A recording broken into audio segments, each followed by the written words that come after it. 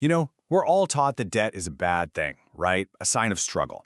But what if I told you that for billionaires, it's actually the ultimate tool for getting richer?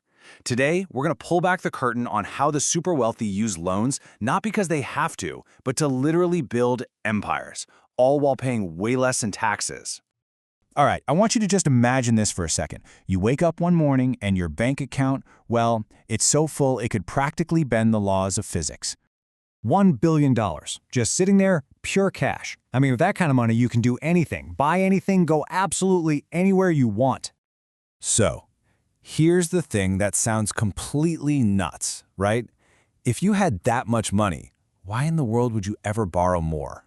It just doesn't make any sense. And yet that is exactly what they do. And the reason why? Well, that's the big secret we're going to unlock today. And this gets us right to the heart of what's called the billionaire's paradox. It's this wild idea that for the super rich, taking on debt isn't a sign of weakness at all. No, it's a symbol of incredible, almost untouchable financial power. I mean, this really lays out two completely different financial universes, doesn't it?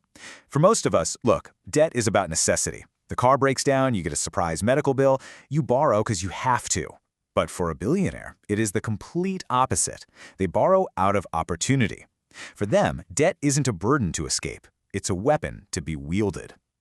And this really gets down to the power dynamic, right? See, when a billionaire walks into a bank for a loan, they're not asking for a favor. They are walking in with all the leverage. Their huge portfolio of assets, that's their shield. Their reputation alone is basically collateral. And the banks? Oh, they roll out the red carpet, practically begging to give them the safest, lowest interest loans you can possibly imagine. Okay, so how does all this power actually work in the real world? Well, it all boils down to this one core secret of modern wealth building. And trust me, this is the part they definitely didn't teach you in school. So first, let's just look at the old way of doing things. The path that most people take. Let's say you need some cash and you own some valuable stock. The standard playbook is simple. You sell the stock, you get the cash, and then, you get hit with a tax bill on the profits. And we're talking sometimes huge tax bills. This is literally how wealth just melts away. But the wealthy?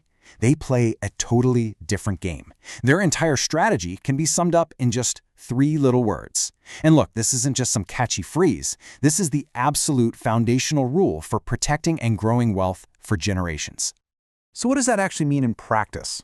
Well, instead of selling off their valuable stuff, their company stock, their fancy real estate, their priceless art, they use all of it as collateral for a loan. Now, here's the key. The cash they get from that loan, it is an income, so it's not taxed. It is a completely tax-free injection of cash. And this is where the real magic happens. While they're using all that borrowed cash to live their lives, make new investments, or expand their empire, what's happening to their original assets, the stocks, the real estate? They're just sitting there, completely untouched, continuing to grow in value, compounding year after year after year. Okay, here is probably the best way to think about this. Let's use an analogy. Imagine your wealth is a giant, valuable mango tree. Now, selling an asset, that's like chopping the whole tree down to sell the wood. Sure, you get a nice one-time chunk of cash, but the tree, the source of your wealth, is gone forever. But borrowing against it, that's like using that healthy tree as collateral for a loan. You get the cash you need, and all the while the tree just keeps on growing, producing more fruit and becoming more valuable over time. But hang on, it gets even better, because protecting your wealth is one thing, right? That's defense. But the ultra-rich, they don't just play defense, they use debt as an offensive weapon to build their empires even faster. Think about it like this. While most people see debt as a fire that needs to be put out immediately, the wealthy see it as the very fuel they can pour on their own fire to make it grow bigger. So how does that actually work? Well, they'll take out one of those super low-interest loans we talked about, and then they'll pour that money into investments that have a much higher return.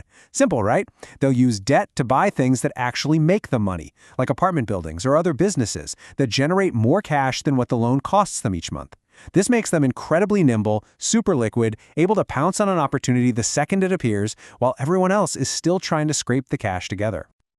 You really have to understand the mindset here. This is chess, not checkers. Every single loan, every acquisition, every investment, it's a carefully calculated move on a giant financial chessboard.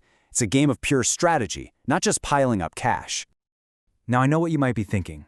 Okay, that's great for billionaires, but what does any of this have to do with me? And that brings us to the final and honestly the most important point of this whole thing. Because here's the thing. This strategy isn't some secret handshake or a magic trick that only works for billionaires. At its core, it's a mindset.